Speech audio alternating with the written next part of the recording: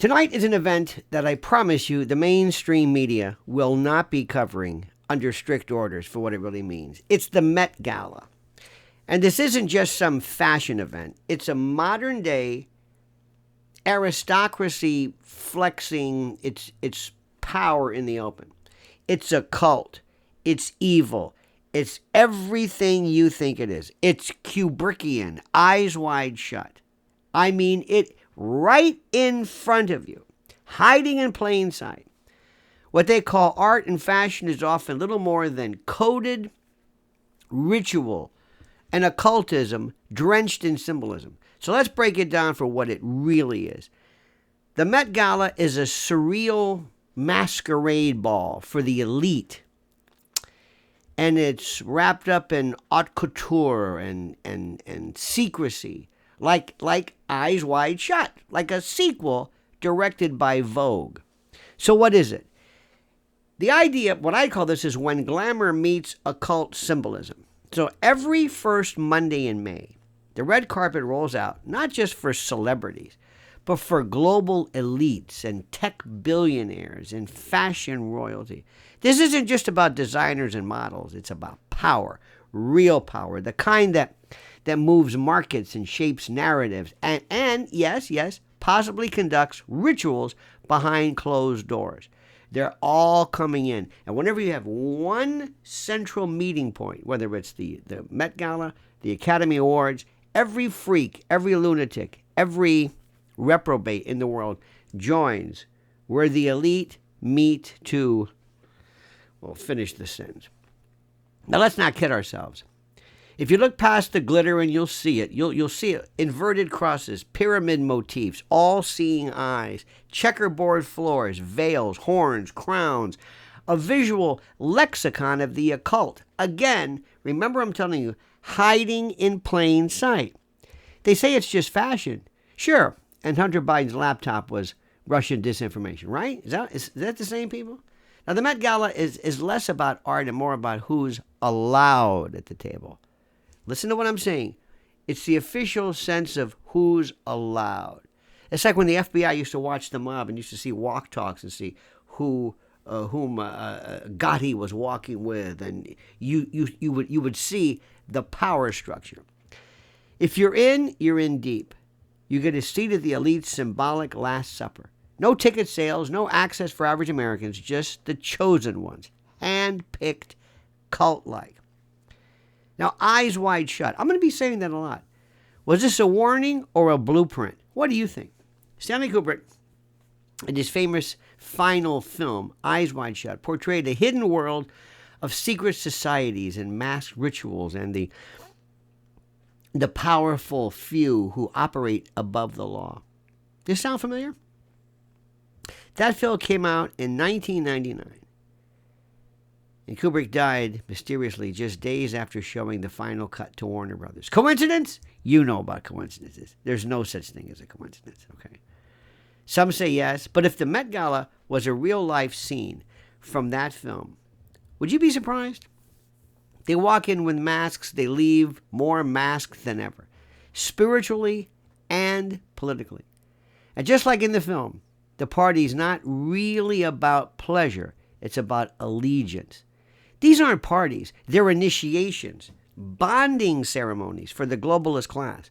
Don't forget, symbolism is how the elite communicate with each other and the rest of us. The costume, the themes, the rituals, not accidental. Statements deliberately made. Now, why does the Met Gala matter more than you think? Good question. It's easy to dismiss it as some harmless evening with a bunch of celebrity nonsense. But that's what they want you to think. It's like a magician distracting you with, one hand while the other one picks your pocket or signs climate treaties or censors speech or funds fact checkers. This is all part of it together through a concatenation of a variety of movements. Remember this. The themes themselves often lean religious and mythical and straight up Luciferian. They don't hide this. Remember heavenly bodies, fashion and the Catholic imagination, they use sacred, this was the name of it. They use sacred symbols for designer clout. Madonna in a bishop's robe? Come on. You couldn't dream up a more blatant mockery of faith. It's a flex. And what do Satan and Satanists and Luciferians always do? To mock Christ, mock the Lord, mock your faith. Every theme to tempt, to taunt, to question your faith. There's a message here. We're above the gods. And meanwhile, average Americans are worrying about gas prices and open borders, which they should, and these folks are parading around, flying in with their Balenciaga robes and diamond-studded devil horns. Priorities, right? Isn't it? They're worried about the Great Reset. Yeah. This is cultural warfare, one red carpet at a time. Listen to what I'm saying. The Met Gala also reflects something even deeper. It's the globalist capture of American culture. It's not about American traditions or values anymore.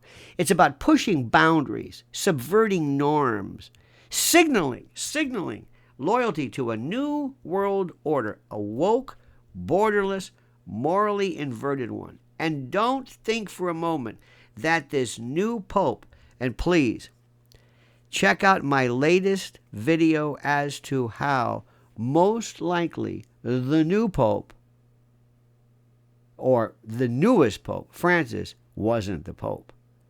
But that's for later. This stuff is so deep, and each area is interconnected to another. Look who's not invited. Look who's not invited. Traditionalists, faith-based leaders, working-class heroes, veterans. Nope. This party ain't for those folks, the people who built the country. It's for those who are building something else, something darker. You think I'm exaggerating? And notice how the media fawn over it. They'll tell you it's empowering and it's inspiring and revolutionary, but they'll never question who funds it, or what it promotes, or why the same imagery pops up in elite circles from Davos to Hollywood. They're in on it. If you know, you know. Now this is a very important moment. I want you to listen. This is a warning. The Met Gala isn't the end of the world, but it's a symptom of something sick in the culture. A hyper-stylized distraction that reveals the rot in our institutions and the consolidation of spiritual and financial power. It's not a costume party. It's not cosplay. It's a message to the rest of the world. We own this world. But here's the thing. The curtain's slipping. Americans are waking up. We're waking up. Our crew. Remember, most people aren't in our team. They, bless their heart, they're simpler. Faith and family and freedom, they still mean something to us, even if they don't get a red carpet. And what I thought was really corny, it's the bedrock, it's the foundation of who we are. So while they dance in masks under chandeliers, just remember something. It's not about envy. Oh, no. It's about vigilance. Watch closely. Read the symbols and connect the dots, because they're not even hiding it. They're not even hiding it. So let's look at some of the breakdown and some of the past ones. Maybe you didn't realize this. Since 2015, exposing the occult and the esoteric and the elite undercurrents, hidden in plain sight. This isn't fashion. This is ritual theater of the New World Order. Okay, you may not remember this. Let's look at 2015. What was the theme? China, through the looking glass. Isn't that sound nice? The occult, undertone, illusion, duality, Oriental mysticism. It was homage to Chinese fashion. It was a plunge into mirror worlds and ancient symbolism. Looking glass is code for inversion, deception, and alternate realities. Think Alice in Wonderland meets MK Ultra. This theme was about control through illusion, exoticizing the East, while echoing the esoteric idea that nothing is what it seems. See, they don't pick anything just because springtime. Oh, no. Then 2016, Manus ex Machina. Remember this? Fashion in an age of technology. So what was the undertone? Transhumanism. techno-Gnosticism, post-human future. Elon Musk types, well, not him per se, but they love this one. Celebs dressed like cyborgs and android priestesses. This was the elite nodding toward the man and machine, the synthetic future. Predictive programming meets haute couture, a flashy celebration of the technocratic age, worshiping the god of AI. 2017. I'm going to be pronouncing this incorrectly, but it's Rei Kawakubo. Comme des garçons. Remember, garçons, I believe, were boys. Or art of the in-between. Now, this is why I'm not a member of this. The occult overtone, liminal space, gender erasure, the fragmentation of identity. I like the word liminal. And as you know, I will, like there's subliminal. Liminal is occupying a position on or at both sides of a border. It's like a threshold relating to a transitional or initial stage of a process. Liminal space, subliminal. In between, remember what this is. This is called in between. The art of the in between. In between is an occult phrase. Neither here nor there. Not male, not female, not alive, not dead. This year, glorified. This was not year. Glorified ambiguity. A core concept in Luciferian and Gnostic teachings. Dismantling the binary is not just political. It's metaphysical warfare. Where do you think non-binary came from? Identity is broken down to be reconstructed in their image. Okay? 2018. See this? Heavenly bodies, fashion, and the Catholic imagination. You can't believe this. Occult overtone, desecration of sacred symbols, mockery of Christianity. One of the most blatantly esoteric galas. Rihanna as the Pope, crosses turned into accessories, sacred iconography made into, runway props. It wasn't just sacrilege. It was a power move. This was Luciferian fashion dripping in blasphemy. They weren't honoring religion. They were owning it, turning it upside down. Then in 2019, Camp, Notes on Fashion. This one in particular, this was 2018. This was, I'm going to check this out. Met Gala themes through the years. These are the themes. The Met Gala.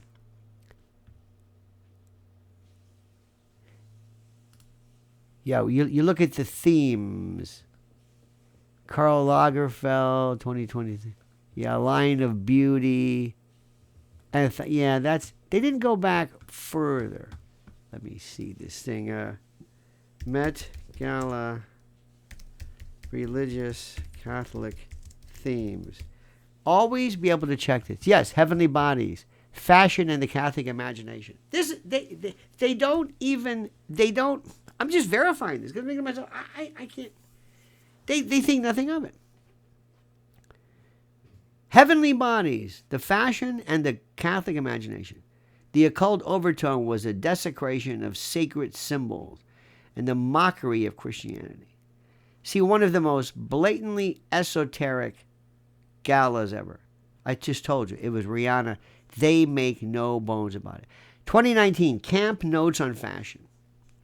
The theme was really, the undertone was exaggeration, deception, masks, the aversion of truth. Camp celebrates the fake, the excessive, the performative, very Masonic, if you ask me, but okay. It was a glorification of deception as an art form. Men in dresses, women as caricatures, everything exaggerated to the point of parody. Camp says nothing is sacred and nothing is real. Does this sound familiar? How about 2020? Remember? it was canceled because of the COVID lockdown. Thank God. The occult undertone was the ritual pause. Strangely symbolic, the gala vanished during the global shutdown. There was a collective reset. As the world entered forced lockdown, the high priests of fashion went dark. Some believe this was a spiritual pause, a marking point in the year's timeline, a year zero for the Great Reset. Then in 2021, it was In America, a lexicon of fashion. The occult overtone was they were rewriting national identity, semiotic symbology, warfare. This wasn't about celebrating America, believe me.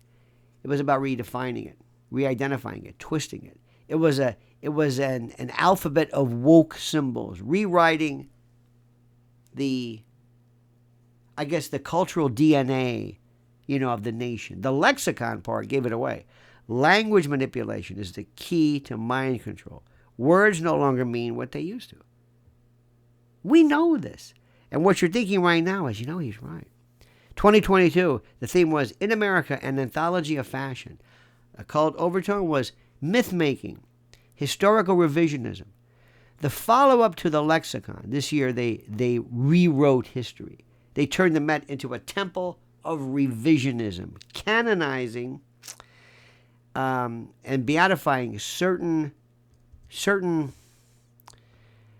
narratives, erasing others. Fashion was used as propaganda. Sacred American stories were deconstructed, reshaped, because he who controls the past controls the future. 2023, pretty benign. Karl Lagerfeld, a line of beauty. The occult undertone was idolatry, worship of the creative God. This was the year they canonized Karl. The theme revolved around the designer himself, turning him into some quasi-deity. His line, as in his sketches and creations, was the sacred text. Celebrities dressed not in homage, but in near religious adoration. It was weird. It was a kind of a modern day. It was a modern day kind of a golden calf moment or something. 2024, last year, Sleeping Beauties, reawakening fashion. Pretty benign, right? The occult overtone or undertone was necromancy, speaking to the dead, resurrection, enchanted slumber. This one was darkly poetic. It celebrated dormant fashion pieces, clothes preserved like corpses in a crypt. The language was telling. Sleeping beauties being reawakened. That's resurrection talk. Ritualistic, even necromantics, talking to the dead, like breathing life into the past with occult energy.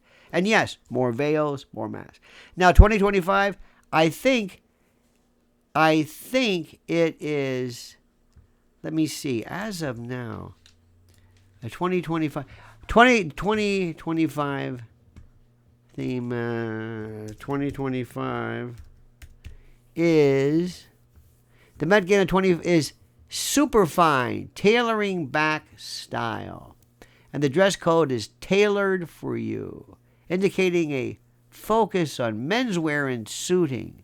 The theme and the dress code are inspired by the accompanying exhibition. Not a religious theme. That's what they're going to say. Let us see. You have to see it. You have to see what's going on. Insiders are buzzing. Early leaks suggest a theme surrounding, they say, but it'll have reference to Greek gods or oracles or hidden bloodlines. You watch what happens, because whatever they give you in terms of what they say they're going to do is another story. So focus carefully. Listen to what I'm saying. What they say to you about symbology and satanic overtones, this isn't an exaggeration. It's the truth. So, my friend, pay attention. Follow carefully what I'm saying. Thank you excessively for following us, but please make sure you are subscribed to our channel.